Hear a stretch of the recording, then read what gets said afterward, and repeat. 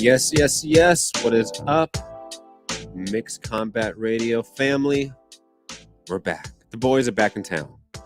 A lot to get into on today's show. Canelo Alvarez, PBC DAZN. Where's he going to go? As of the live stream of this show, I don't think he's made a decision yet. So, going to try to see into the future there. A lot of fights happen. Gary's boy, Thurman-Barrios, took another L. It happens. It happens. He was, though, completely right about Bam Rodriguez being the next guy. So I know Gary's going to toot his horn about that. A lot to get into on today's show. Gary, over in Texas, how you doing, man?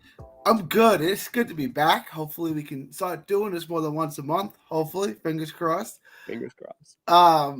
It's good to be back. Matt had a boxing show in Southern California. It was very successful. Yes, it was a very good show. 100,000 tickets. How many tickets do you sell for those shows? How many did we sell? We sold a lot. We made money. So that's good. That's good. And plus we had like a lot of fighters in attendance. Like we had Alvarez there, we had Virgil Ortiz, we had Brian Castano there. Like we had some heavy hitters. Did Virgil tweet something? Virgil, he tweet something about being at your fight, like a picture or something. I knew Virgil was there. I know. You know, Melody posted a picture. Oh, maybe I saw. Yeah. I was like, oh, that's pretty dope. Yeah. There's somebody else there too. I'm trying to remember who else. There were some, big time, boxers there. So that was nice to see. It was a good crowd. The fights were great. Some good knockouts. We had a fight here happy. In Dallas that Hooker and Spence were at. Derek James, obviously. Local boxing, it's good stuff. Like I really like it. But Bam Rodriguez, that was a no-brainer. That's like saying Zion Williamson or Adrian Peterson is going to be good. Yeah, they're different. They're fundamentally different than everyone else. I was more impressed, and you can go ask my best friend, Anthony Segui, who called me up before the draft in 2017 and said, what do you think about Mitch Trubisky? I said, I don't know about Mitch Trubisky. What I do know is Pat Mahomes is the best gunslinger I've ever seen in my life. The only thing that can slow Pat Mahomes down is Pat Mahomes. If Pat Mahomes doesn't get too out of control, he'll be the greatest quarterback that's ever lived. Everyone laughed at me until they're not laughing anymore. I said that you can go fact check me. That's what I said. But do you want to start with Bam and his great performance against Quadras? Would that make you happy, Gary? You want to start with that? Start and fuck Canelo. Conclude, and the entire middle body can be about Bam too. I look. I was sitting with Al. I was sitting in the press section with Hans from Boxing Insider, and Chris Algieri walks by. I talked to Chris Algieri a couple times, and we're talking about Bam, and I said Bam is the best fighter I've ever seen come out of Texas, and that includes Errol Spence. And they both kind of laughed at me. It was like, okay, watch. Third round, Hans from Boxing Insider goes, Errol who? That's how impressive this kid is. Like, they use the word special to describe way too many people. Bam is special. He's like Manny Pacquiao and Lomachenko made a baby. Like, that's what he is. He is fundamentally different and better than everybody else. I don't know if Manny Pacquiao is a good comparison. The angles, the combination punching. I see a very, very specialized boxer puncher in the vein of, almost like again, I don't think it's more wild than saying he's like Manny Pacquiao, like a Marvin Hagler type. Like he's great on the inside, great at mid range, great at long range, can do everything, works around the jab. Like his fundamentals are perfect. Like they're so clean. The footwork and the angles that Bam comes in on. It's something different about him. Like the footwork is like Pacquiao. It's like telling you, it's not. I'm telling you, it's gonna be 108, 112, 115, 118. I don't know if he can go any higher. Right, but the fight to make is him versus Chocolatito. That's the passing of the guard fight. I said Josh would probably not do well with Chocolatito. Bam. Remember, Chocolatito comes up from 105 too, right? So Chocolatito is not a natural 115 pounder. Could Bam beat Chocolatito? he has a better chance than Josh Franco. A much, much better chance than Josh Franco. That's the fight right there. That's the change. That's the Floyd versus Canelo of the smaller weight classes. Can he pass that test this young? I don't know. You know, Quadras is a guy that like just had like a fight of the year with Estrada. Like he won rounds in that fight. He didn't win a single round against Bam. Like I don't think I gave him a round. Maybe the first. Like maybe a round, right? Yeah. But like Bam was so in control, so dominant, so destructive. And again, he came up from 108 pounds for this fight. Like that is incredible. He didn't look that small. Like honestly, like he looked like a natural guy in that weight class to me. On a week's notice. Yeah, that's right. On a week's notice. But he was getting ready for a tune-up fight with Fernando Diaz. And he whooped a like borderline legend. Like when people talk about the low weight class legacy of this era, great little men. Yeah. Like Quadras deserves to be in that discussion along with Circuit. So Rungsvi, Estrada, Gonzalez. Like Quadras has a definite spot there. And Bam destroyed him. So I was talking to a friend of mine back in New York who's a Jet fan, the one I was just telling you about, right? And they used the word special to describe the Jets quarterback, Zach Wilson. I was like, all right, special is Bam Rodriguez, right? You got a 108 pounder who jumps up 2 weight classes on a week notice and absolutely takes apart a future Hall of Famer, legend of the ring, legendary little guy, absolutely takes him apart, beats him up in a one-sided fight. Why? Because he's special. Bam is different. They don't make him like they make Bam. He's different. He's unique. He's special. Is that the feeling you get when you watch Zach attack Wilson? No. So don't attach that word to him, right? Special is something that we hold special people to, right? Like you can't say, well, I'm statistically the worst quarterback in the NFL, but I'm special. No, you're not. You're ordinary. Bam is anything but ordinary. Be objective here for a second, Gary, if you can try. Where does Bam place in like that next wave of like special talent we're seeing? So you got Boots, you got Verge, Shakur Stevenson, Chris Colbert. I think he's in that group of guys. I mean, he's not going to get the love and the money that those guys get unless he gets a natural rival, unless there's another guy that comes up. And I think there's a 20-year-old Puerto Rican kid. It's at 105 or 108. That is supposed to be just as special. So maybe he will kind of have a natural rival. I'm going to check his name. I haven't seen him fight yet, but they're saying he's like sensational. So maybe he will have. But without that natural rival, you're just not going to make the money at 108 that you would at welterweight or middleweight, right? So and honestly, the only money in the low weight classes is at probably 115 or maybe 118. All at 115. Maybe 118 with certain people like Inoue, Donaire. And there's certain people that you can get probably big money fights, relatively speaking, but it's all 115. Like it's all guys that are either just towards the end of their prime or they're past their prime, right? Like Estrada is either the tail end of his prime or just after his prime. Gonzalez is past his prime, but still amazing. Circuit or Rungsvi, I have no idea where he's at. Quadras is past his prime. I mean, these are guys that in the next few years, they're going to be gone. Like the time to make money in the low weight classes is like right now, and it's at 115. If Bam doesn't stay at this division, I know he's talked about going back down. I think it's going to be a big misstep. He's now a champion at 115, a legitimate world champion, even though it's for a vacant belt. A legitimate world champion compared to like Josh Franco. To give that up just makes no sense to me because he can beat Estrada. He can beat Gonzalez. Do I pick him in those fights? No. But he can. Like, he definitely has paths of victory against both of them. You know, we're about to see Gonzalez versus Julio Cesar Martinez, right? Another smaller guy moving up. Like, 115 is just the division to be at right now. And Bam could not easily, but he could be the best of it all and make a shitload of money compared to every other division south of 147. I mean, Bam's in a really special spot here. And honestly, he probably is in a more special spot than the other guys we just mentioned. Right? Like, if Jared Enos goes on and beats Earl Spence or Terrence Crawford, big win. But if Bam beat Estrada and or Gonzalez, like, it's a Hall of Fame win. Yeah. You know, like, it's just a little bit of a tick above even guys at 147. Shakur Stevenson, like there's no one at 130 or 135 that equals Gonzalez and Estrada.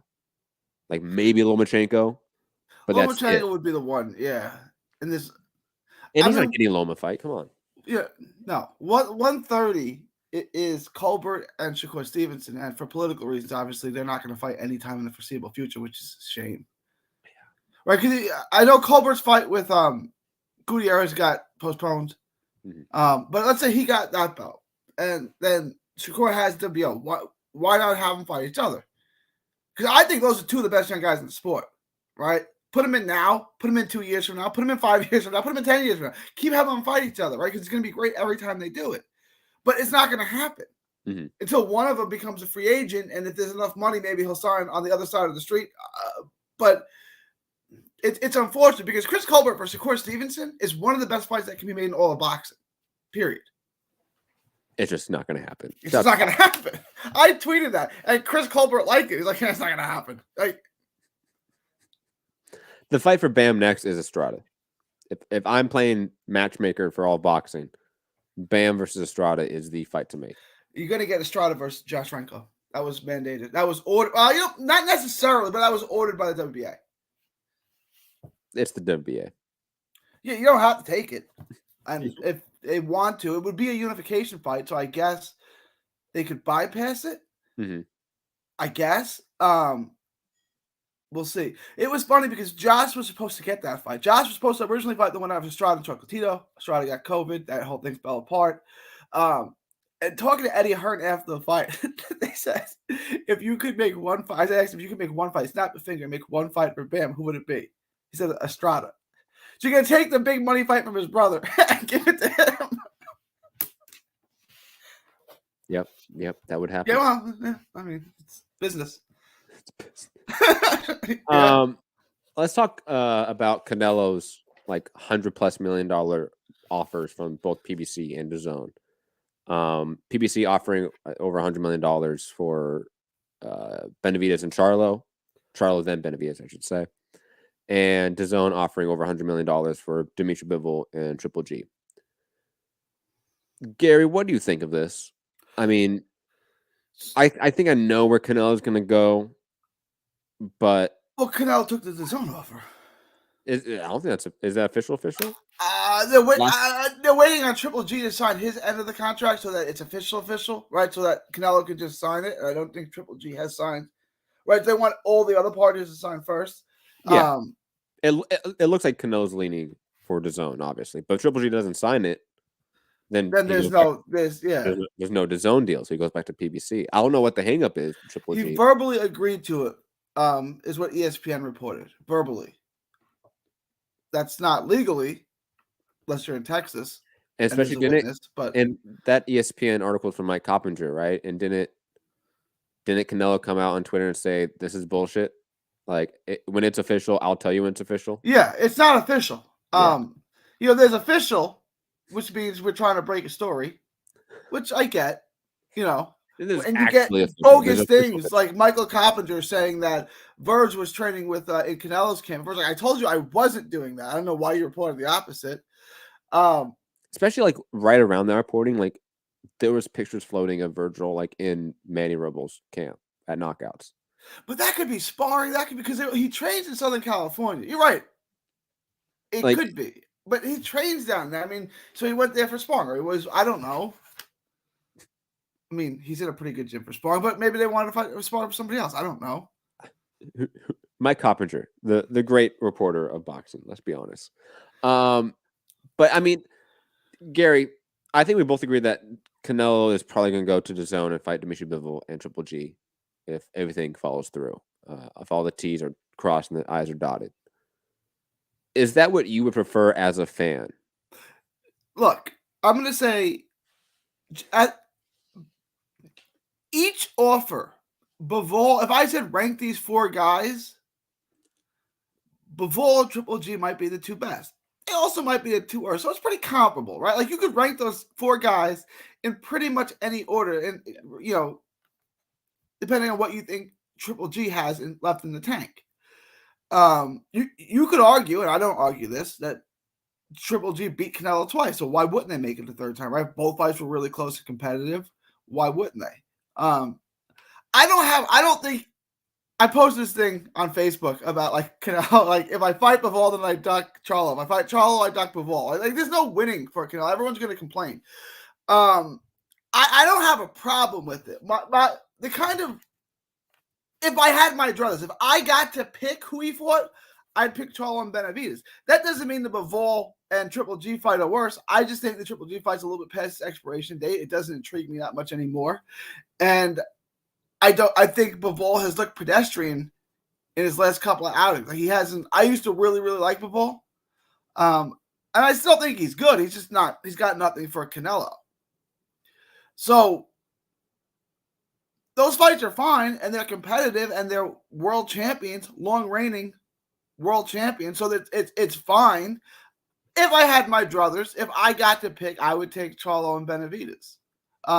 The one thing it kind of raises my eyebrow was $100 million offer from Matchroom, from DAZN. $100 million offer from PBC.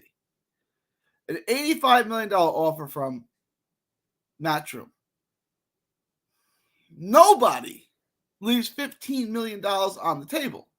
So I'm kind of wondering about that legitimacy of the $100 million. Is it contingent on things? Oh, because no one leaves $15 million on the table for the same work. No one does that.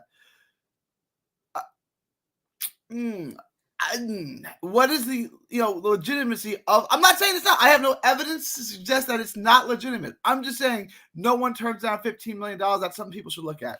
I don't think the reporting ever said it was $100 million guaranteed as well. Right. It said 100. No, what does that mean though? Right.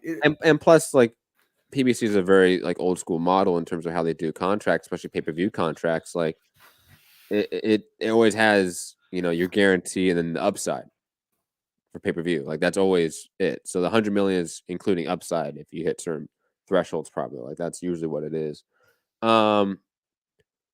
I probably agree that Benavidez Charlo is the better like pound for pound or whatever phrase you want to use path for Canelo. Like it's better fights, more intriguing fights for me personally. But I've always been on the record stating that we need a Canelo Triple G fight just to shut up the Triple G fans. Please. Like they still talk about it. They still act like Triple G won those fights. Like, please, Canelo, knock out Triple G.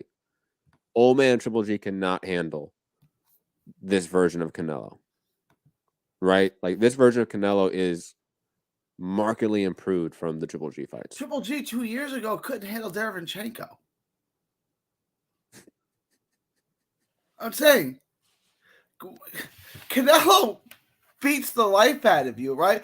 Before Billy Joe fought Canelo, Billy Joe said, I just turned 30. Boxers like myself don't hit their prime until they hit their 30s. The world hasn't seen the best of Billy Joe Saunders yet.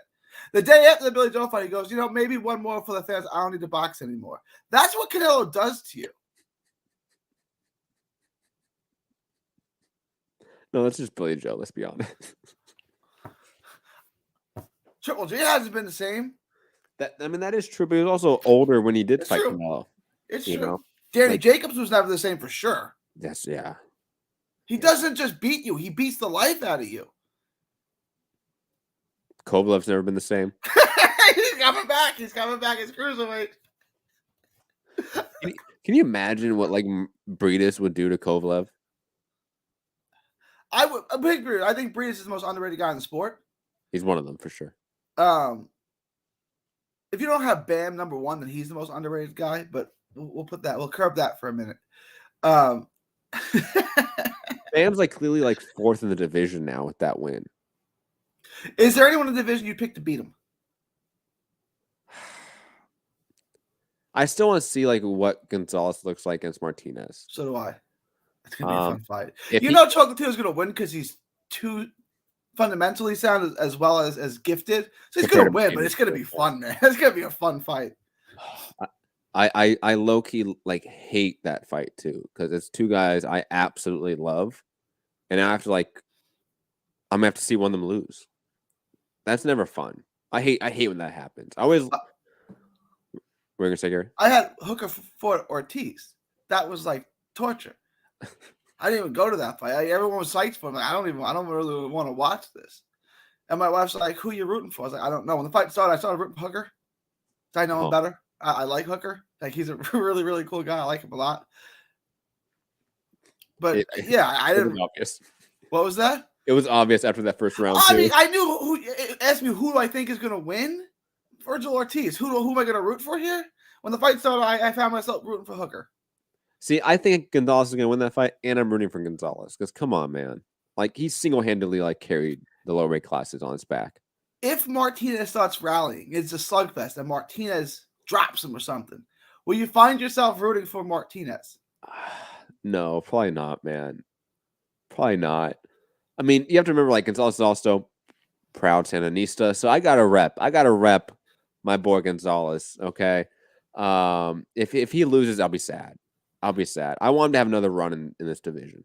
When I was watching Wild Fury 3, I thought Fury would win. And then Fury came out and was beating him up the first couple rounds. When Wilder dropped him and came back, I found myself rooting for Wilder. I want Wilder to win. It didn't happen, but you know what I'm saying? Like sometimes. No, that's true. It does happen. It definitely does happen. Like in the progression of the fight, you end up rooting for somebody else because they're the seemingly underdog and they're rising to the occasion. Absolutely. Like Chris Algieri Provodnikov is a great example. Like I didn't know who Chris Algieri was heading into that fight, really. I was a big Provodnikov fan because, come on, that dude was always entertainment on HBO. And then round 4, 5, 6, I'm rooting for the fucking kid from New Jersey or whatever that's on his bike, Long Island, on his bike, outboxing Provodnikov with one eye. I mean, I vividly remember that. Like, I had no idea who Chris Algieri was, but at the end of the fight, I was a fan of him. So DeGuardia had these fights in Long Island, and I have family that lives in Long Island, and I used to go every year. He had like 4 or 5 shows a year, out in the same place in Long Island. Rockin' fights is what he calls them. And Algieri fought like something like 17 times on his way up. I used to go every year, so I'd probably see him fight live on these little cards in Long Island, probably 3 or 4 times. Like I knew Algieri. I thought there was no chance he was going to win because like. Paulie Malignaggi-esque. Like he's not gonna beat Provodnikov, and he beat him. So that was cool. But anyways, digressing. Do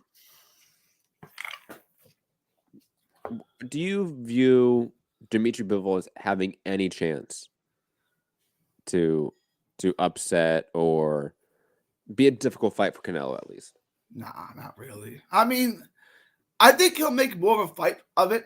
In a sense that he'll stand in more than Plant and Billy Joe, but he's got no chance. No power. Right? There's no chance he's gonna win. What's his path to victory? Right now, Canelo and Clarissa Shields, there's just not one's gonna beat him. Like they're just so much better than everybody else, right? Like, what's the only fight at around 160 for Clarissa Shields? I don't know. Canelo? Like, I mean. I mean, it just levels apart right now. And I've never been a Canelo fanboy like Matt.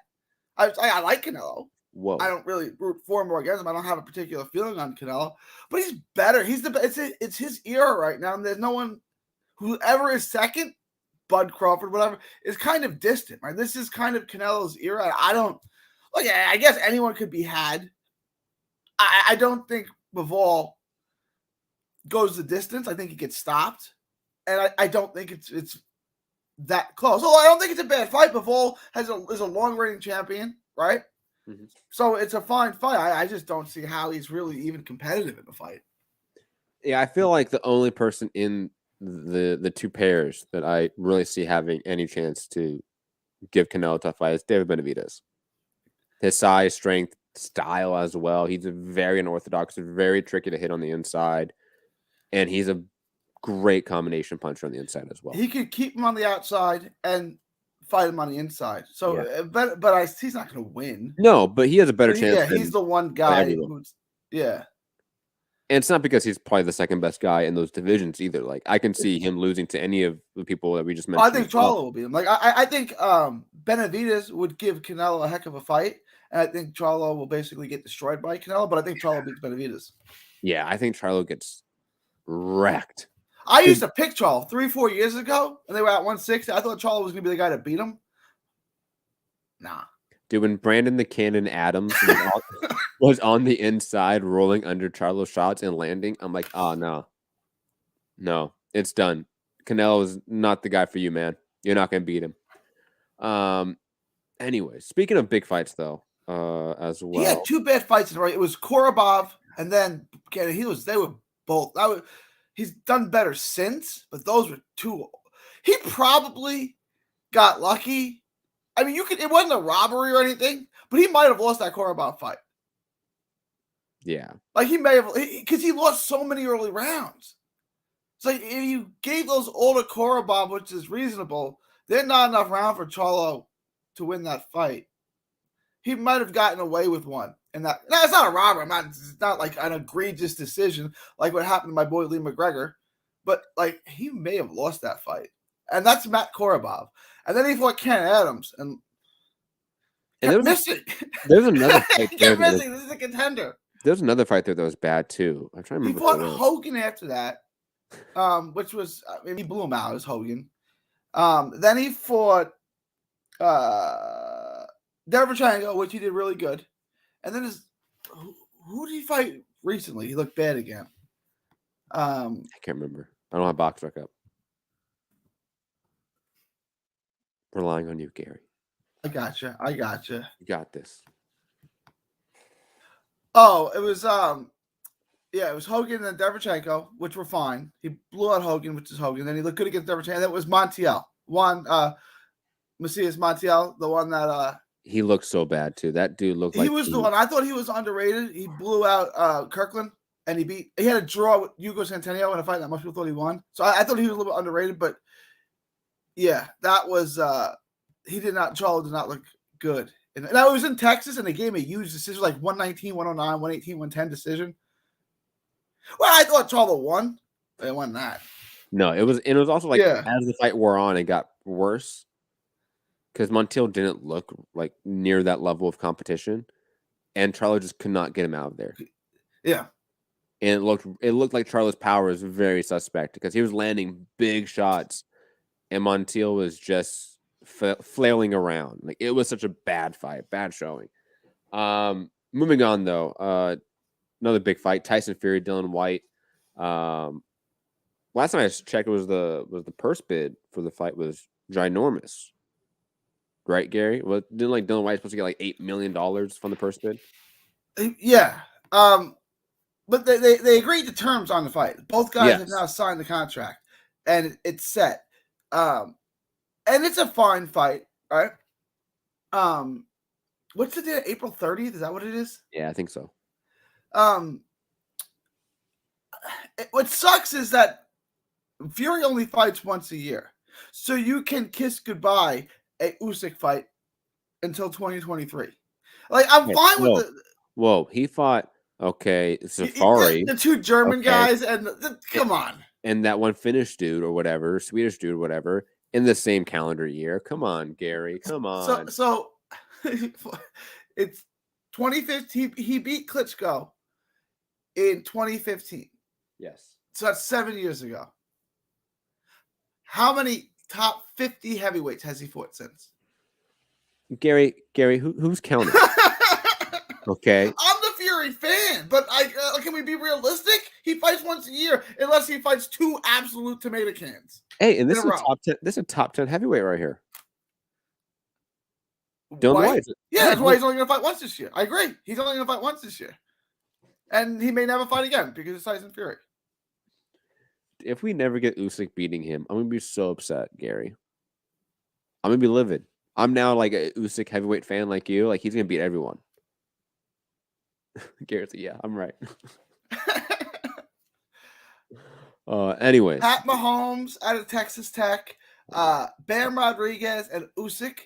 Once in a while, I get things right. Yeah. Tanahara, though. I think Zepeda could beat anyone in that division. Except for maybe Tank. I'll be honest, though, he hasn't been looking as great. Like, he didn't look that great in his last fight. That was a sloppy, ugly fight, though. Yeah. It was rough. Though wasn't there like the big like wet spot like in the corner of the ring? They were both slipping. I didn't know if it was the paint on the ring, but the track looked really slow. It looked like cement. Like you could like stick your feet into the canvas. Yeah. I don't know what was going on in that fight. It's a Tijuana fight, man. Yeah. you know what you're getting. Moving on from that, Brian Castano, Jamel Charlo, speaking of the Charlos, that fight's off due to Brian Castano suffering a minor right bicep tear while sparring. He did it like a day after he came to my show, too. So I feel like I jinxed him in a way. I'm sorry, Castano. I apologize. Also, by the way, Castano, the life of the party. You would never suspect it.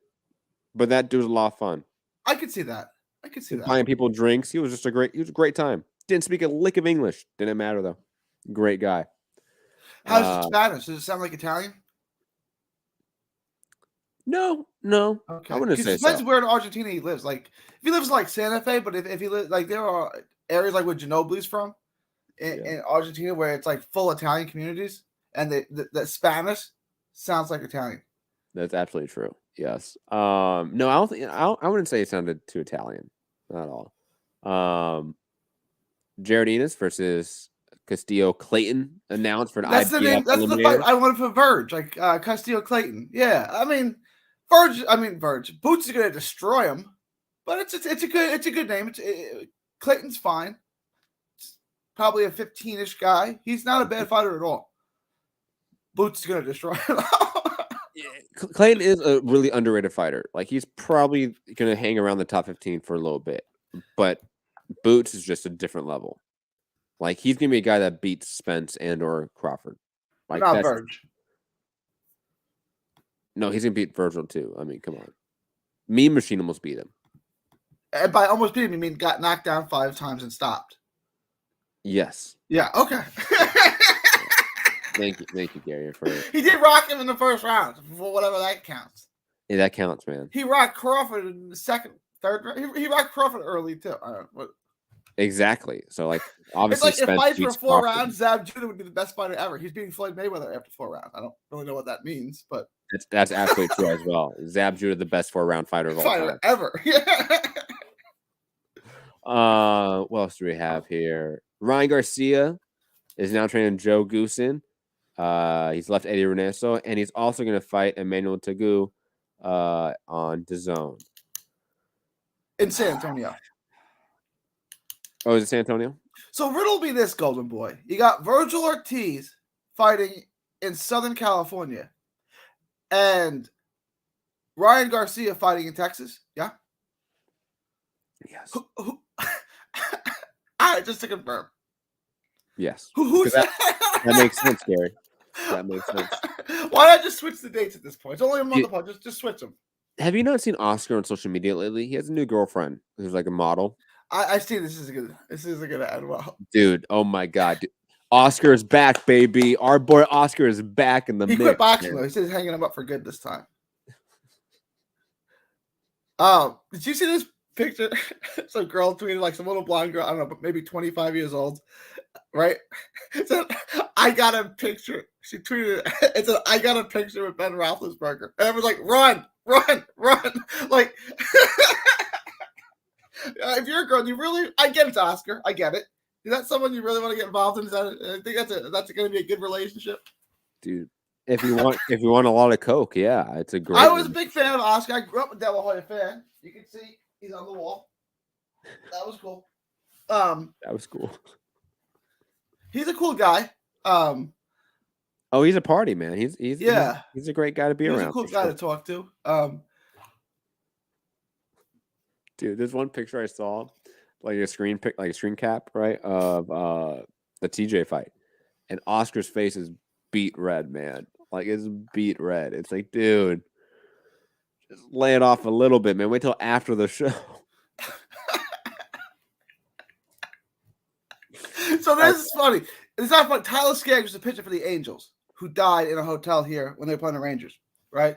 And they were investigating into the situation to see what happened. He's like 25 years old or whatever. You know, he's in his 20s, died. And what happened? And like they showed the drug use from the Angels. Matt Harvey was the next great thing. He came up with the Mets. He's on the team that went to the World Series. It's like the next great thing. They found in the investigation that Harvey used to do blow in the dugout, and he used to do crystal meth. He used to chop it up and snort it with a toilet paper.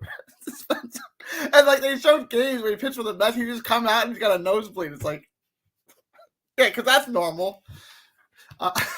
Hey, if you want to play better baseball, take crystal meth, kids.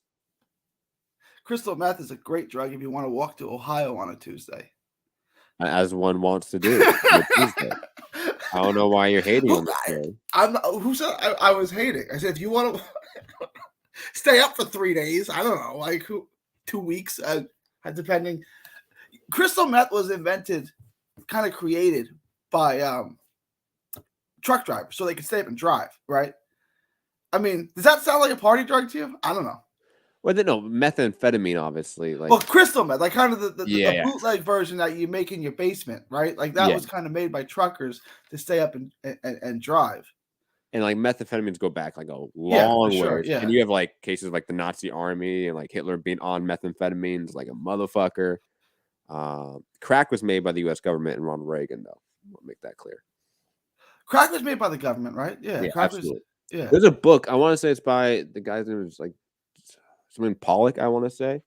And it's all about the crack epidemic and how the U.S. started it. It's a very good book. Oh, you're going to get censored for saying that too, probably. This probably shows you to get at least demonetized. I try not to say things. Anyways, digressing. What else was I going to say? Oh, let's get to fights because we have also like a bunch of fights to run through as well. Oh, speaking of crack, I get to meet Freeway Ricky when I was at the. Oh, hey. Yeah, that was cool. He has dispensaries now in your neck of the woods. Yes, he does. He's like, I can do this legally now. He's always been an entrepreneur. Let's be honest. He's getting involved in the boxing business, which is why he was at the fight. It was the when Tanahara lost his pen. It was that card. I got a picture with him. He's a cool guy. If you want to understand why people that have drug empires or drug businesses want to enter in boxing, highly recommend Gerald Horn's book on boxing. It's fantastic. But digressing. Let's get one more fight announcement, then we're getting to like fights that happened and like round up the show. Katie Taylor, Amanda Serrano set for April 30th at MSG. Finally, thank God. Where would you rank this? Not women's boxing, but where would you rank it just as one of the biggest fights that can be made in boxing? Top 5? No. Give me 5 bigger fights that can be made than that. Spence Crawford. Yep. Usyk Fury, AJ Wilder, AJ Fury. You're gonna just give me permutations of heavyweight fights? All right. And any Canelo fight. Okay, so Canelo, that's certain like Canelo Triple G is bigger than this. I don't know if Canelo Benavidez or something like that is bigger than. Well, this. It is just because Canelo's in it, right? Canelo. No, but not really. Fight anyone, and like I know, like I mentioned, like AJ, but like AJ Fury has significance. Even though AJ lost, like it still has significance. Let's be honest. Like AJ Wilder still has significance, even though both lost. This is gonna be wild. This Taylor Serrano fight at the Garden. It's gonna be wild. It's gonna be a fun fight. Like here in the New York area, you should go to that fight. It's gonna be fun. You're gonna have the Puerto Rican fans on one side. You're gonna have all the drunk Irish fans on the other side. Yeah. Like John Duddy was terrible, right? And he used to pack out.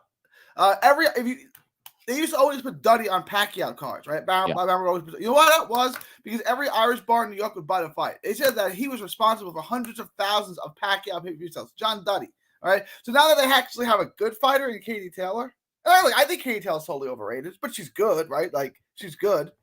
I think both are. They're gonna show out for her. I think the problem with this fight is that both are viewed a little bit as like an overrated fighter. I don't think Serrano's overrated. Like Serrano's been belt hunting for vacant belts for as long as I can remember. There's always going to be a stigma against that. Let's just be honest about it. Katie Taylor should have at least 2 losses on her resume right now. Let's be honest. I thought she beat. She lost to Pursuit twice. I thought she. Who did she just get the narrow decision over? Who was that? Hold on. Katie Taylor, who can find it faster. Okay, box truck's not gonna be the first thing that pops up. Asshole. She just fought. Not Sharapova. No. Hang Sasha on. Jonas. Yeah, I thought she won that fight. Yeah. And I was rooting against her because I think she's overrated, and I thought she got 2 decisions she doesn't deserve. Mm-hmm. But I thought she won that fight. But I thought she lost 2 fights to Pursuit. Katie Taylor is just a very beatable fighter for how talented she is, if that makes sense. Like she's the female Mikey Garcia. Yeah, Mike Garcia just lost to Sandor Martin. If you want to understand like how these guys are just a little bit beatable because their styles are not that fine-tuned, not that specialized. Like Katie Taylor doesn't have a identifiable style except for like punches and bunches, right? Like she's throwing a lot of shots in combination, but she's still boxing out of a boxer puncher stance. She doesn't really get out of range. You know, her head movement's not the greatest. Like she's just like a B plus in everything. And that can get you really far in boxing. It's gotten her this far. It's gotten her rich. It's gotten her, which is good for her, right? Yeah. But she's completely overrated. Like she's not going to win this fight. I don't think. Amanda Serrano might have like an A- in like 1 or 2 things, but she's also somebody that I view as like a B in most things. Right. I know Jessica McCaskill fights at 47. I've met her. She's a tiny woman. Like she could easily go down in weight and fight Taylor at 35, and McCaskill would beat her too. Yeah. At this point, yeah, for sure. McCaskill is looking better and better. She's definitely coming into her own. Katie Taylor is just somebody that I think she's been built into a star. So because of that, people are going to view her in a certain light, irregardless of her actual like in the ring accomplishments or degrees of accomplishment. Because she's beaten a lot of good fighters, but has she blown them out? She didn't really. I mean, that's the thing. And like maybe Shields doesn't blow out people in terms of knockouts, but she's winning every round. She's got dropped once, and besides that, she's won every single round of her entire career. Correct? Yeah, and like in that's not an exaggeration. Yeah. In dominant fashion. Like for everyone that wants to say like, oh, like Chris Shields doesn't have power, like Katie Taylor doesn't have a lot of pop either. No, she has 6 knockouts out of 20 wins. Like her last finish was in 2019, so 3 years ago, against somebody named Rose Vellante. Right. And then it's like Kimberly Connor in 2000. Like it's people that aren't notable. She's not knocking out great competition. It's going to decision. Shields going to decision is the same thing, but she's dominant in her wins. It's not close. She doesn't even lose a round. It's not even close to losing a round. She's just completely dominant. Sinessa Estrada is dominant and destructive. Sinessa Estrada is way better. Amanda Serrano is dominant and destructive. Now, again, I question the competition level, but she's dominant and destructive against her competition. Katie Taylor's not. She's always in a dogfight, it feels like. Even when she's like winning comfortably, it always feels like it's a dogfight. Like, it's always a struggle for her to win. I'm intrigued by that matchup. I think I'm going to pick Serrano slightly. But it is a 50-50 fight, largely speaking. I'm going to pick Serrano. I want to see him face off. If they're similar in size, I'm going to pick Serrano to stop her. Yeah, agreed. If Katie Taylor's a lot bigger, then Serrano probably won't be able to stop her. But moving on to fights that we missed in terms of reviewing. Start from your list, Gary, that you gave me. I start at the top. Mark Masego defeating the great Gary Russell Jr., Gary, in pretty dominant fashion, too. Breaking his shoulder with the punch. That was impressive. I mean, Mark is probably one of the better prospects that wasn't getting talked about. I thought Russell won the fight. I had Russell winning on my card. No way. Seriously? Yeah. It was close. I thought it could go either way. I wasn't impressed with Masayo at all. I thought he fought as bad as he could possibly do. Look, Gary Russell Jr. didn't have his right hand, his right arm, which means he couldn't jab. So, if you're Masayo, what do? Well, what don't you do? Don't chase after him because now you're just sitting and eat a counter left hand. stand in the center of the ring and jab with him. You know why? Because he literally can't jab. He tried to throw 2 jabs after what was it, the 4th round? He couldn't throw it. He could not throw a jab. So stand in the center of the ring, do not chase him, and jab him. I don't care if that's not how you fight. He literally cannot jab.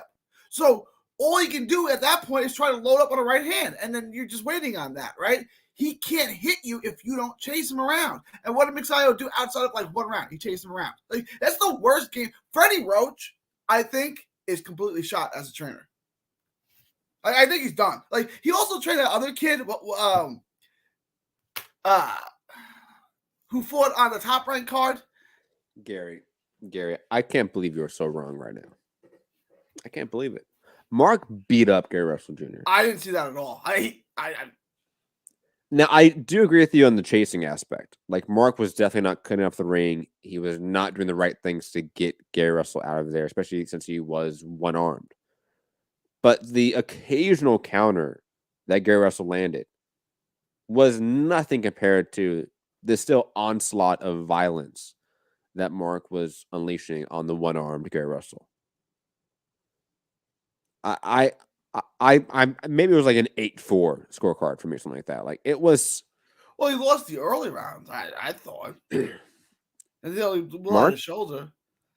I thought the first 4 or 5 rounds were very competitive. I don't know if he lost them all. That's ridiculous. Giovanni Cabrera, that was the guy that he thought the guy Roach trained, and that guy was awful. And he missed weight by 7 pounds, and there was absolutely no game plan. I think Freddie Roach is completely shot as a trainer. No disrespect to Freddie Roach, obviously he's had a Hall of Fame career. I think he's totally shot as a trainer. I'm going to say this right now, Gary. Mark beats Emmanuel Navarrete. I don't think he beats anybody. He beat Gary Russell. I don't even think he beats Ray Vargas. You know what I think of Ray Vargas? He beat Gary Russell, who didn't have his jab hand, in a very close fight. So the only thing Gary Russell could do is load up on right hand, and you still almost lost. Please, someone in the chat. I need another perspective here. Who's crazy, me or Gary? Santi, Scott, Fern, someone here, please. Give some independent insight here. Because Gary is obviously biased against I'm a Gary Russell Jr. fan. I know you are. He fights more than once every 6 years, right? It's like a leap year. He fights every 4 years. So, all right, I was rooting for Gary Russell Jr. I'm a Gary Russell Jr. fan. I still thought that Mixayo, if you scored the fight from him, I had no problem with that. I thought it was very close. And there were like so many rounds you could toss up because Mixayo didn't land anything, and Gary Russell Jr. only threw a couple right hands. So who do you score these rounds for?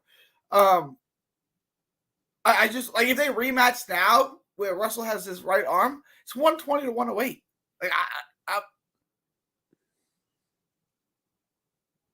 Like Shakur Stevenson versus Oscar Valdez. We don't need to actually do the fight. It's 120 to 108 Shakur Stevenson. We don't actually have to have the fight. We already know how that's going to end. I feel like that's how Russell versus Mixayo would be. I hope they rematch now. I do too, because Russell Jr. would pick him apart. He might stop him because he might get a little bit angry and beat him up. Moving on from that, I just can't. Keith Thurman defeated Mario Barrios in a kind of fight, if I'm being quite honest. It was Thurman being old and Barrios being a little bit gun shy. And after Thurman kind of beat up Barrios for a few rounds, he settled into rhythm like Demetrius Andrade style. I was going to say he's now Andre. That's not what Keith Thurman is. And it got honestly kind of boring at points, I felt like. I like by round 8, I was no longer interested in the fight. Which is when Barrios had to have a couple of moments here and there. Look, the fight kind of went exactly how I thought it was going to go. I thought this was entirely the wrong fight for my boy Mario. Thank you, Scott Brown. Thank you. The nuanced take. I hate it, Scott. I hate it. Strong opinions. I had no problem if you scored the fight from Mixayo. There was so many close rounds that you could toss them up either way because one guy didn't land anything and the other guy only threw a handful of shots. What were we talking about? Oh, Thurman and Barrios. Yeah, it was the exact fight I thought it was going to be. I didn't like this fight with Barrios. I don't know why they gave him this fight right after Tank Davis. He got 1.5 million guaranteed. We'll talk about the pay-per-view number afterwards. He's not going to get any more than that. I didn't like the fight for him. I didn't like the fight for either guy. I thought Thurman should fight a solidified welterweight, not a guy coming up from 40, right? Because if he beats Barrios, which he did, they're just going to say you beat up a little guy, even though, like Keith Thurman said about Barrios, he's the biggest little guy I've ever seen in my life, right? I just didn't like the fight for either guy, and I thought Barrios would Thurman would basically outclass him, which he did. And one time is now, unanimous decision time. He doesn't stop anyone anymore. And this was kind of exactly what I was expecting. I thought Barrios did as well as he could, but that's as well as he could. I thought, in was like round 3 or 4 when he was kind of like hurting up, like you're beating up Barrios. I thought, okay, Thurman can kind of press forward, get him out of there in like typical Thurman fashion. And he kind of has to because Gervonta Davis is a super featherweight that moved up and knocked out Mario Barrios. So, you have to get a knockout here, Thurman. I agree you have to get a knockout, but Tank Davis got a knockout out of necessity, right? Floyd was in his ear screaming, you're losing the fight. I need you to knock him out, right? It was a different set of scenarios, right? And Thurman was up on points. He just got comfortable and said, I'm just going to carry the day here, which he did for the most part. Oh, it was so disappointing. Really disappointed in Thurman. But he's also getting older, so I kind of understand it. Honestly, I just connected to another fight. Kell Brook beating Amir Khan. I would like to see a Thurman Brook fight and then both retire. I need, as like a hardcore purist in me, Gary, I want to see that matchup. I don't think Thurman is that shot. I still think Thurman's got something left in the tank. Unless you're thinking Brook has something left in the tank. And look, Brook did exactly what he should have done. He absolutely destroyed Amir Khan. So I can't knock Khan's performance. He did what he had to do. I want to see Thurman against one of the top welterweights. I don't know how he's going to do, but I want to see. Would you want to see Crawford Thurman right now? Yeah. Crawford beats him at this point, right? We know what's going to happen. I always see. I was under the impression that it's going to be a triangle, right? And this is before Keith Thurman walked away the first time, and when Crawford first moved out, I thought Crawford would outbox Thurman. Thurman would be too quick for Spence, and Spence would beat up Crawford, right? So you'd have Crawford beats Thurman, Thurman beats Spence, Spence beats Crawford. I thought you'd have that triangle. So there was really no best welterweight. There was just the welterweight of the moment, right? And then none of them ever fought each other. And now, Thurman, is he aged out? Is Crawford past his prime? They just never got it. I thought you really have something with those three. You have a really, really special couple of years, and they just never fought each other. I'll be honest. I think Crawford probably finishes Thurman late in the fight. Crawford's finishing ability is underrated in terms of how I view it. Yes, for other people, Thurman's is not. Man, Thurman's just bad. And plus, again, I feel like if Barrios is able to find some success in the late rounds, what's Crawford going to do post round 7, 8? Those are Crawford's best rounds after that. And Crawford is still in his prime. You can objectively see that he's still in his prime. Crawford, Thurman, you can objectively see is not in his prime anymore. I agree with you with Crawford. Thurman can have some left in the tank, but to say he's in his prime, in his prime, you can't make that argument. What he was when he beat Danny Garcia, for instance, or Sean Porter, or right. anyone before that. What is so sad is how look, it's his decision, it's his career. He's the one getting in the ring. How much of his prime he just pissed away, and money on the table, right? Because there's at least 3 or 4 fights that he just didn't fight in due to a variety of reasons, injuries, not really being into the sport. He did have injuries, Gary. When he came back in 2019, he said he was going to fight 3 times in 2019. He's fought 3 times since then. Well, plus COVID happened, Gary. Everyone else fought, bro. Not really, though. Spence only fought once. Spence because his eye fell out of his head. He got a car accident. It's a little different. Crawford fought. How many times since COVID? All right, okay, all right. It's like 1 or 2 maybe in 2 years. Everyone's at the top going a little bit slower because it's harder to make those big money fights because You're worried about ticket sales. You're worried about we got Thurman-Barrios, which did almost 40,000 pay-per-view sales. Is that really like the reported number? 39,000 is what they reported. Who reported allegedly? Who reported that? Is Rob up? Go get Rob. This is a week ago, right? I don't remember, but it was 39,000. Like it was a reputable source, right? Yeah. I remember you heard a number. Was that the number you heard? I heard it was coming in at 40,000, and then the official number that I heard was 39,000. Gary, I'm not surprised. What does that say about Thurman? Because Tank Davis did 250 or 225. Well, the fight was far more intriguing. Like it was promoted. But shouldn't Thurman be a bigger star than Tank Davis? Gary, we have to be honest here. Maybe you didn't see the marketing and promotion for Tank Davis Barrios versus Thurman-Barrios, but they were vastly different. I was hearing radio spots about Tank Davis and Barrios for weeks before the fight. I only heard a radio spot for Thurman-Barrios the day before the fight.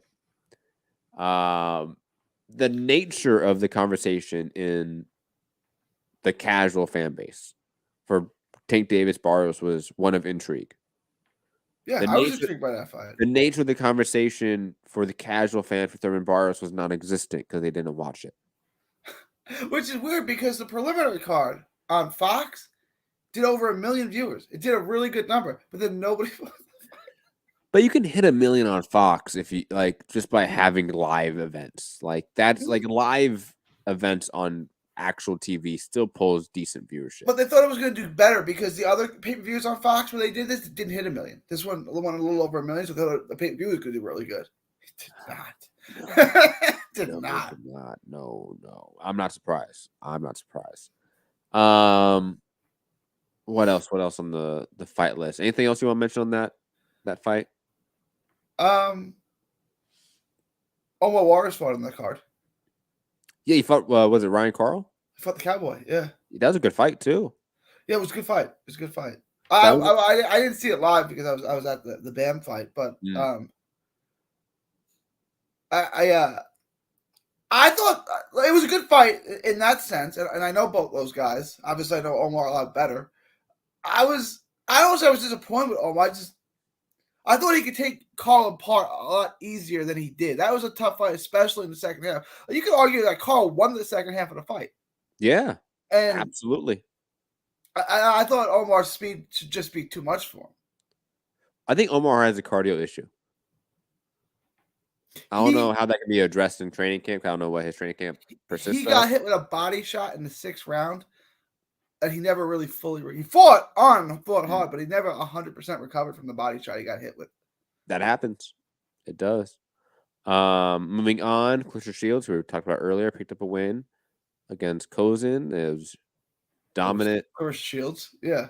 I just wanted to fight Savannah Marshall so the UK can shut up. And that's going to be 100-90, and that's not even going to be competitive. Yeah. Chris Eubank defeating Liam Williams. From what I remember, that was a pretty dominant fight for Chris Eubank, wasn't it?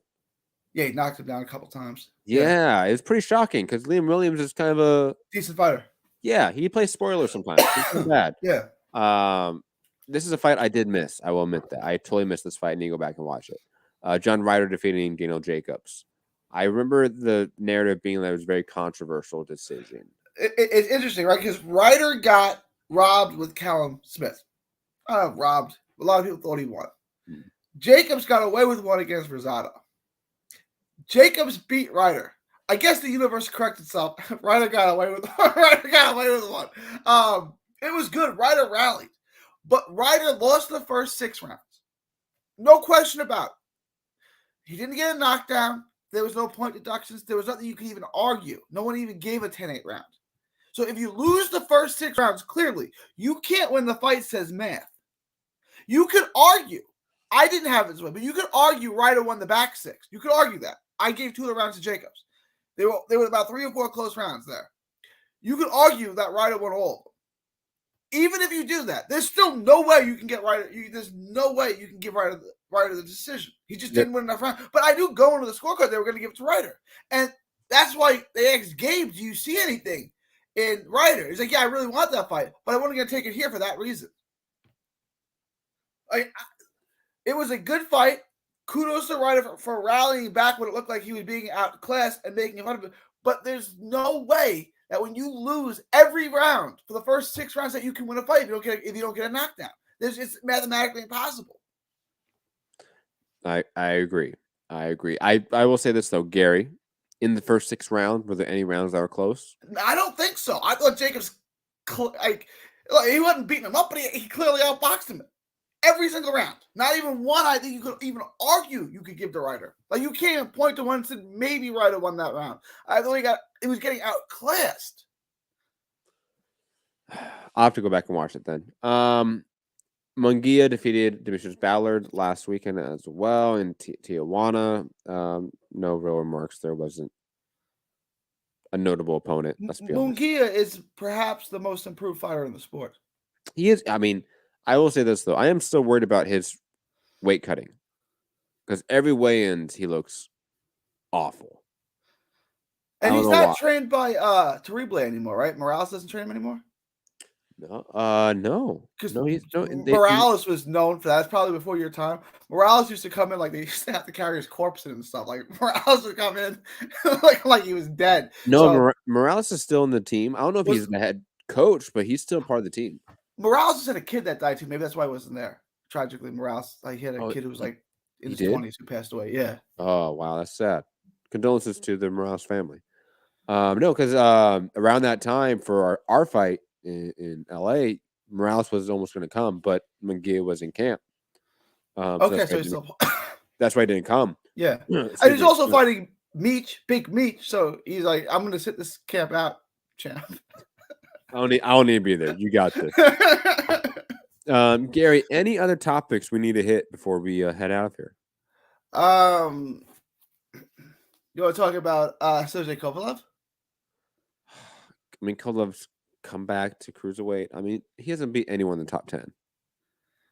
Can they get him a belt there? I don't know. He's not going to be big. Like, he's going to be small for the size. He's going to be small for the weight class. Maybe a vacant belt, but even guys that like really improved, like Lawrence Okoli. Like, imagine what Lawrence Okoli does to Kovalev right now. Imagine what Bridas does. Yeah. Like, it's not going to end well. Like any of the Eastern Europeans that are like just below heavyweight size that are just still in the top 10. No, Kovalev doesn't match there. Plus, he's past his prime. He's been knocked out. I don't think Kovalev has any real gas left in the tank. I think this is purely a money grab because he's probably somebody that doesn't handle finances well. Probably. WBA orders Estrada Franco. I guess we kind of talked about that. WBO stipulates purse bid terms for Andrade and Zach Parker at 68. I don't care. That's a good fight. That's the best guy Andrade's ever fought in his whole career if that fight happens. Think about it. That's sad. It's the best fight he's ever fought in his whole life. Oh my God. Andrade's the worst. Isaac Cruz and Gamboa. Isaac Cruz should win that, and good for him.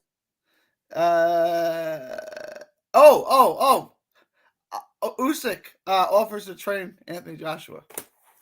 I mean, if they were going to have a rematch at some point in their life, I would say that he should do that. If you're Joshua, wouldn't you go fight Wilder? I know it's not for a belt, but you can win that fight. I don't think he wins either one of them, but he could beat Wilder. He can't beat Usyk, right? And Wilder's got to be a bigger money fight still. It's Wilder. Even though it's not for a belt, it's got to be a bigger money fight than Usyk. You know, if I'm AJ, I take a tune-up against somebody that is similar in style to Usyk in terms of like being a southpaw, being a little bit smaller, a little more nimble. Maybe not perfect one, but like someone like Otto Wallin would like. Yeah, just make sure the guy has no speed because obviously speed bothers Joshua. And if you're gonna fight a guy with no speed, that's not really getting you ready for Usyk. But maybe a smaller southpaw. Yeah, something like that. You know, isn't like Oscar Rivas a southpaw? He's the Bridgerweight champion, though. Oh my God! That's a good fight, though. That's a good tune-up fight. You know, something like that. That is winnable for Joshua, but somebody that can give you a look similar enough to Usyk to where it's a tune-up for that. Because if I'm Joshua, I don't focus on Fury or Wilder right now. Like, you got to focus on getting back your belts and beating Usyk then. He's not. You have to, unless Fury vacates all of them and he gets a vacant belt. Oh, vacant. He only has one. He's not getting a belt. Joshua's not getting. Look, I like Joshua. I think he's been good for the sport. He's a great ambassador, clean guy. Doesn't get arrested. Doesn't get caught doing coke and beating. Or he's a good dude on all accounts. He's a good-looking guy. He's an intelligent guy. He's going to have a career in boxing for a long time to come. He's not that good. Like, he's good. He's a good heavyweight. He's good, and he kind of helped bring attention back to the heavyweight division. But the top three guys and Ruiz would all beat him. He's already beat Ruiz in a rematch. And Ruiz beat him. No, if they fight in trilogy, I don't think Ruiz is absolutely going to win that. Come on. It depends what Ruiz shows up. What's his name? George Warko knocked him out in sparring. He did beat Charles Martin, though. Kudos to him for that. He beat Charles Martin. The God, Charles Martin. Show some respect, Gary. That's look, and like I said, Joshua's a good fight. Joshua's got lots of good wins. He's just not beating the top guy. He's not beating Wilder. He's not beating Fury. He's not beating Usyk, and he's not beating Ruiz if Ruiz isn't 300 pounds. He can beat Wilder. I would say Fury and Usyk are tough. I don't know that he beats Ortiz. Like, does he beat Ortiz? I don't know. That's a 50-50 fight. Ooh, but hey, Southpaw. Hey. Not small, though. He is very small, big. Though. I mean, come on. Ortiz is like 6'5". He's not 6'5". How big is Ortiz? He's got to be at 6'2". He ain't 6'2". Ortiz is a big dude. He's 6'5". I'm going to look it up right now. Let's see. Come on. Please be under 6'5". So I can be right. Give me 6'4". I'll take it. I'll take it as a win. I hate BoxRec so much. It's the worst. 6'4". There you go. There you go. Boom, Gary. I won. But anyway. You said 6'2". I did go over, but I was technically closer. Yeah, I mean, technically that's true. Yes, but you went over. So then I did. So you lose. Price is right. Everything is Price is Right. Absolutely. Hurry, $1. Anyways, yeah, I think a training shift for Joshua makes a lot of sense because he hasn't really improved in a lot of fights, and he's a guy that's young enough to still improve as a heavyweight. You know what I mean? Like he can deal with lateral movement better. Why? That's not being drilled in camp enough. That's not being properly trained in camp. Did he get a training yet? Did he decide on the camp yet? No, he's with McCracken still, isn't he? He traveled the world trying to find a camp. I guess he was trying to find someone who was good. That is true. I don't know if he actually settled on a camp. He came down to Houston. Was he with Ronnie Shields? Right? Yeah. Yeah, I know there's a lot of rumors about him going in there. I wouldn't mind that. It's not the best. Okay, like he can get in a better camp. I still don't see what he's going to do to beat the guys that are better than him. Nah. Get with Eddie Reynoso. Get on that. Get on that Mexican beef, okay? I'm telling you, AJ. I'm telling you. AJ's had his share of Mexican beef. That's not a problem. Probably. Okay. But I'm telling you that for some reason, that camp does wonders. I don't know why Ryan Garcia left, but. See, okay, let's talk about that. Can we talk about that real quick? I guess, yeah. Am I the only one that thinks Ryan Garcia didn't leave that camp, that Reynoso left Ryan Garcia? Hey, everyone keeps saying this. They said they split up, that Ryan Garcia's no longer in that camp. No. I think Eddie Reynoso left Ryan Garcia. Look, obviously you're Eddie Reynoso, so you have a big money guy in your gym already with Canelo. That's going to provide all the money you need for a career. However, Canelo's going to retire at some point. Ryan's a young guy. Ryan makes a shit ton of money, so therefore makes you a lot of money. Why would he want him out? I don't see it making any sense. Because he got fed up with him. But come on, like he's not a guy that lives with the team. He's a guy that comes down there for a camp, so he's only going to see him for 8 weeks out, or 16 weeks out of a year. If he's off not fighting, fuck, who cares? When he comes back to fight, you want to make that money, though, from him. You don't want another coach to make that money. Eddie, yeah, he's going to make that money back with Frank Sanchez. Watch. Oh, my God, stop. Frank Sanchez is going to be a heavyweight champion of the world. He won't, but he'll get close. Usyk's not going to fight forever, right? Usyk's got maybe a year or two left. And then that division, Wilder would be 37, 38 at that point. Fury is out of the picture. Usyk's retired. That now becomes wide open. Frank Sanchez, the future of the heavyweight You division. don't think Frank Sanchez is going to be heavyweight champion in the world in the next 5 years? Look, Frank Sanchez is the Cuban one, right? Yeah. Okay, I have to rep it, but I don't know. It's hard. The heavyweight division is probably the hardest to predict, right? It is. Because circa 2006-07, the Klitschko's were just at the beginning of their era. No one was saying like, yo, the next era is going to be Dylan White, Anthony Joshua, Tyson Fury, Alexander Usyk. Like, these are guys that, if they were on the amateur scene at that point, like, you had to be the hardcore of the hardcores to know their names. That's just the reality. So the guys that are going to be the ones running the heavyweight division in 10 years' time, it might not even be Frank Sanchez. He might miss that boat. He might miss that cycle. That happens. I said Gassiev would hold the heavyweight title, right? Because he moved up to heavyweight at that time 7 years ago. Whenever after that Usyk fight, however long ago that was, he was like 24. He's got good power. I said, okay, bulk him up, put him on the Mexican beef, have him gain about 15 pounds, and that's kind of a guy. Gassiev, a good fundamental fighter with good pop. That's kind of a guy who wins a heavyweight title. I'm not saying he's going to be an all-time great heavyweight. He'll get a belt. But I don't know what. Gassiev's been on. His picture's been on milk cartons. Okay, Seriously. That's how. For the kids out there, back in the day when you were a missing child, they'd put your picture on a milk carton. That's how bad Gassiev has gotten. Where is he? What has he done? Nothing. I think he's had like one fight since the Usyk lost. That's so sad. Yeah, that fight was pre-COVID. It was 2018, wasn't it?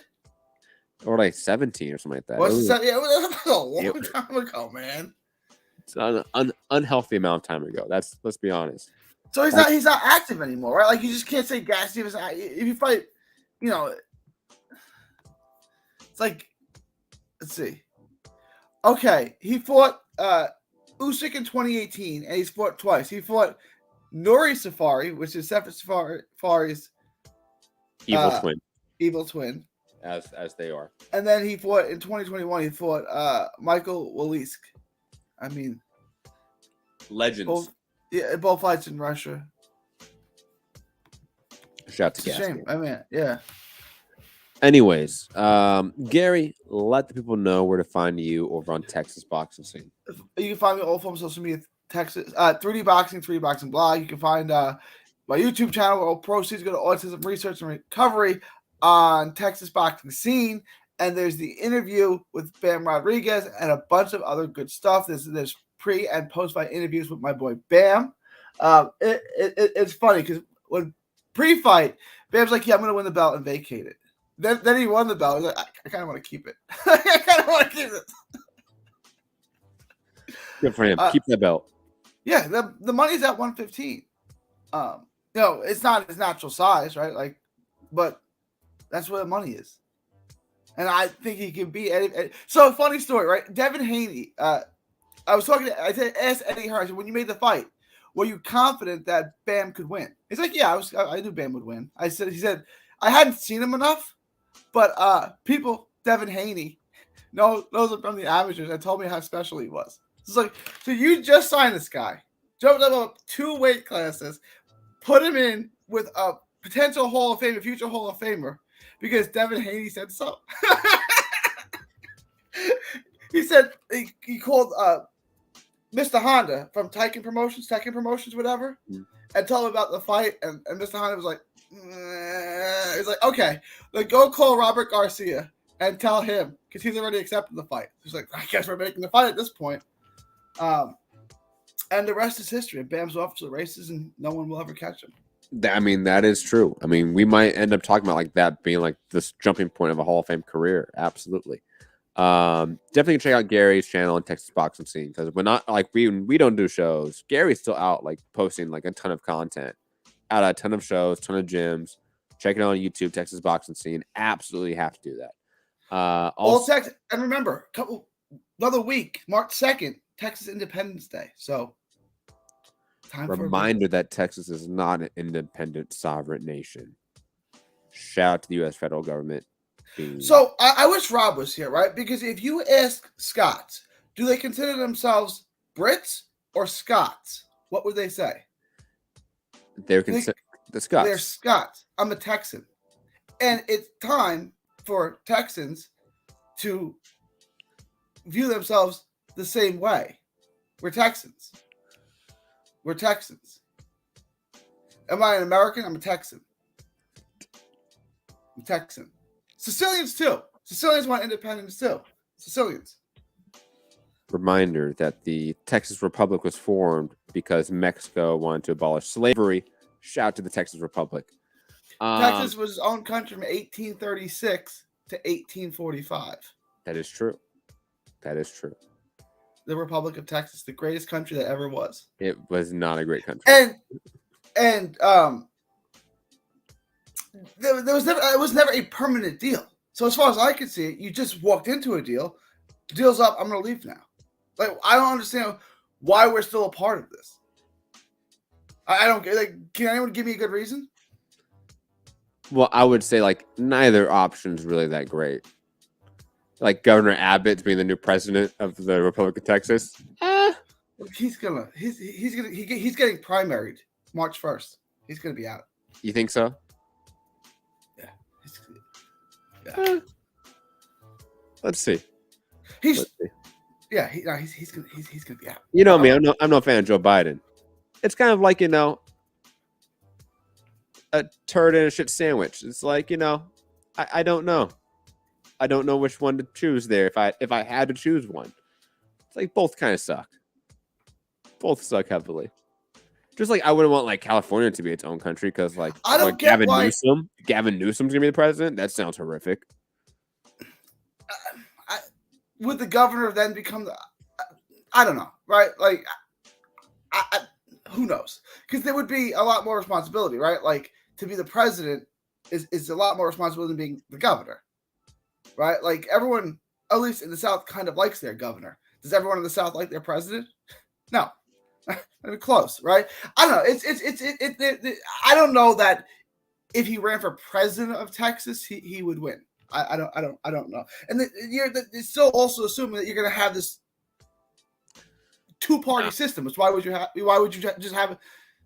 Nah, you know who definitely is going to win? Dan Crenshaw. The eye patch guy. The pirate. He would not win. No, he would not. He would not win. No, he would not. He's not even that liked in Texas, huh? Well, no, but he's just a congressman. He only has to be liked in his district, right? So yeah, of course, yeah. I don't think he's been liked that much in his district. Anyways, digressing. Follow Gary, Texas Boxing Scene. You can follow my work also on Trending Now Network. I just did a show over there before this one talking about the Ukrainian situation and the recent push for United Front against fascism in the U.S. and some more topics. Subscribe, all that fun stuff. Patreon.com/Trending Now Network if you want to support the channels in any financial way. Have a good evening, good night, wherever you are. And remember, at all times, fuck the police and free Palestine. Peace.